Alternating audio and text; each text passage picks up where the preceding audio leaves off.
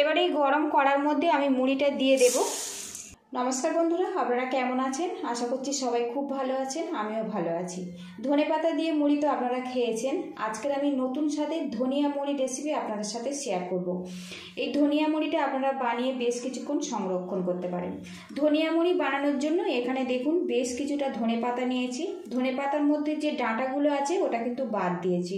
ডাঁটার মধ্যে জলের পরিমাণটা বেশি থাকে আর ফ্লেভারটা কম থাকে, সেই জন্য শুধুমাত্র পাতা ব্যবহার করেছি। পাতাতে ফ্লেভারটা বেশি থাকে।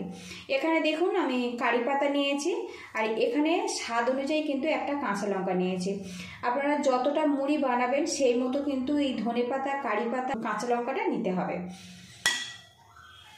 এখানে দেখুন বন্ধুরা 250 গ্রাম পরিমাণে দোকানে যে নর্মাল মুড়ি হয় সেই মুড়িটাই নিয়েছি। আর মুড়ির মধ্যে যে ধুলোটা আছে ওটা আমি চেলে বাদ দিয়েছি।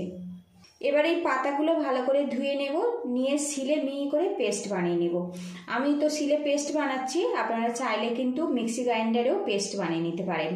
আর বন্ধুরা, ভিডিও শুরুতে একটা লাইক দিয়ে ভিডিওটি কন্টিনিউ করবেন প্লিজ বন্ধুরা। আর চ্যানেলে নতুন হয়ে থাকলে চ্যানেলটিকে সাবস্ক্রাইব করে একটু সাপোর্ট করবেন। আর রেসিপিটা ভালো লাগলে আত্মীয় স্বজনের কাছে শেয়ার করে দেওয়ার অনুরোধ রইল। এবার এগুলো বেটে তারপরে আপনাদের সঙ্গে আমি দেখা করছি। এখানে একটা কড়া হালকাভাবে গরম করে নিয়েছি, এর মধ্যে সামান্য করে মশলা ভেজে নেব। এখানে দেখুন সামান্য পরিমাণে গোটা ধনে রেখেছি, সামান্য পরিমাণে গোটা জিরে রেখেছি, 4টে কালো মরিচ রেখেছি আর সামান্য পরিমাণে দারচিনি রেখেছি। এখানে কিন্তু খুব বেশি মশলা ব্যবহার করব না, এতে ধনে পাতার ফ্লেভারটা কিন্তু অত বেশি ভালো পাওয়া যাবে না, সেই জন্য মশলার পরিমাণটা সামান্য করে আমি রেখেছি। এগুলো আমি ভাজা ভাজা করে নেব। আর বন্ধুরা একটু খেয়াল রাখতে হবে এই মশলার গায়ে যেন খুব বেশি পোড়া দাগ না লাগে, তাহলে এই মশলার ফ্লেভারটা নষ্ট হয়ে যাবে।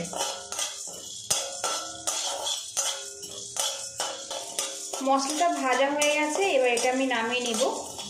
এবার এটা ঠান্ডা করে তবে কিন্তু গুঁড়ো করে নেব। এবার এই গরম কড়ার মধ্যে আমি মুড়িটা দিয়ে দেব। মুড়িটা দিয়ে অনবরত নাড়াচাড়া করে নেব, এতে মুড়িটা কিন্তু অনেক মুচমুচেভাবে তৈরি হবে। যেহেতু এটা আমি স্টোর করব, একটু মুচমুচেভাবে তৈরি করলে মুড়িটা কিন্তু অনেক দিন পর্যন্ত ভালো থাকবে। গ্যাস হিটটা কিন্তু একদম লো টু মিডিয়ামে রাখতে হবে, যেহেতু কড়াটা কিন্তু গরম আছে। বেশ কিছুক্ষণ নাড়াচাড়া করে নিয়েছি, এবার এই মুড়িটা আমি নামিয়ে নেব। এবার এই কড়ার মধ্যে সামান্য পরিমাণে তেল দিয়ে দেব, খুব বেশি কিন্তু তেলের প্রয়োজন হবে না আজকে রেসিপিতে। তেলটা ভালো করে গরম করে নেব।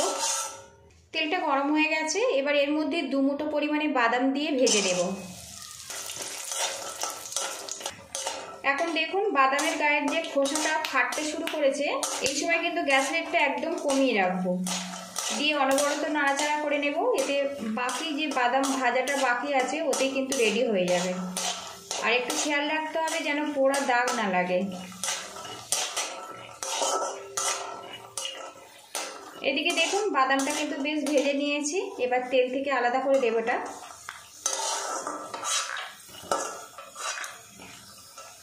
ঠান্ডা হলে এই বাদামটা কিন্তু অনেক মুচমুচেভাবে তৈরি হয়ে যাবে।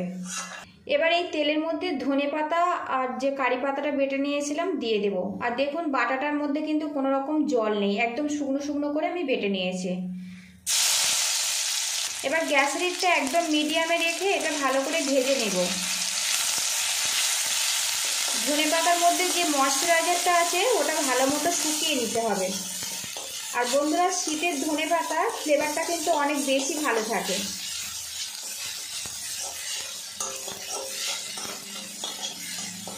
এক চিমটে পরিমাণে লবণ দিয়ে দেব, কারণ আমি এটা মুড়ি রেসিপি বানাচ্ছি, মুড়িতে কিন্তু লবণ থাকে, লবণটা স্বাদ মতো দিতে হবে।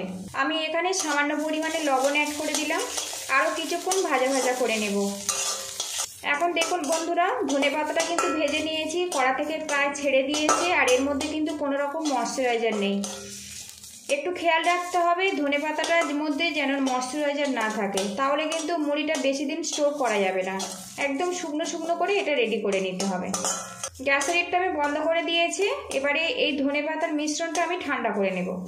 এবারে এখানে দেখুন বন্ধুরা, যে মশলাটা আমি ভেজে রেখেছিলাম ঠান্ডা হয়ে গেছে। এবারে এখানে দেখুন সামান্য চিনি নিয়েছি, স্বাদের ব্যালেন্সের জন্য একসঙ্গে গুঁড়ো করে নেব। এটা আমি শিলে গুঁড়ো করব। আর চিনিটা অবশ্যই একটু দেওয়ার চেষ্টা করবেন, এতে স্বাদের ব্যালেন্সটা কিন্তু খুব সুন্দরভাবে রেডি হবে। এদিকে দেখুন বন্ধুরা, মুড়িটা কিন্তু বেশ ঠান্ডা করে নিয়েছে, আর এখন কতটা মুচমুচেভাবে তৈরি হয়েছে সেটাই আপনাদেরকে দেখাচ্ছি। দেখুন একদম পুরো কিন্তু গুঁড়ো হয়ে যাচ্ছে। আর এই মুড়িটা কিন্তু একদম পুরোপুরি ঠান্ডা করে নিতে হবে, কোনো রকম গরম থাকলে কিন্তু হবে না। এখানে দিয়ে দেখুন চিনি দিয়ে যে ভাজা মশলাটা গুঁড়ো করে নিয়েছি এর মধ্যে আমি দিয়ে দেব। আর বন্ধুরা, হাতের ধারে যে মশলাগুলো সবসময় পাওয়া যায় সেগুলো দিয়ে কিন্তু আজকের রেসিপিটা আপনাদের কাছে আমি শেয়ার করছি।